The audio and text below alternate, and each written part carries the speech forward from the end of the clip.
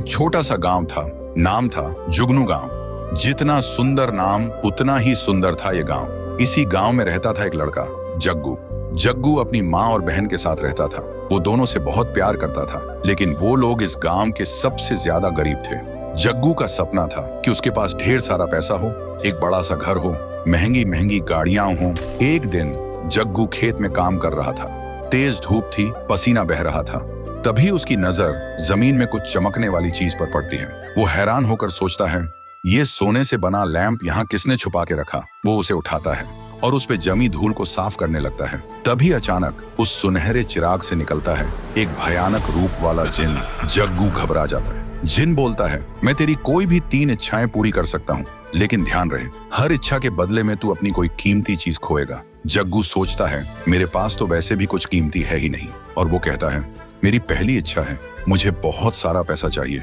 जिन कहता है, ठीक है, और एक छुटकी बजाता है। थोड़ी देर बाद जग्गू जब घर लौटता है तो देखता है उसका कमरा खजाने से भरा है।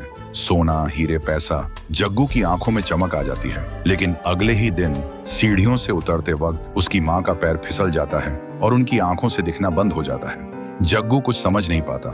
कुछ दिन बाद जग्गू फिर से जिन को बुलाता है और बोलता है, मेरी दूसरी इच्छा है, मुझे दुनिया की सबसे महंगी महंगी गाड़ी चाहिए। जिन कहता है, जो हुक्म मेरे आका। एक और चुटकी बजाता है। जग्गू पीछे मुड़कर देखता है। उसके घर के सामने एक से बढ़कर एक लग्जरी कार्स खड़ी है। जिन कहता है, ये सब तेरी हैं, जब चाहे जिसकी चाहे सवारी कर। और वो गायब हो जाता है।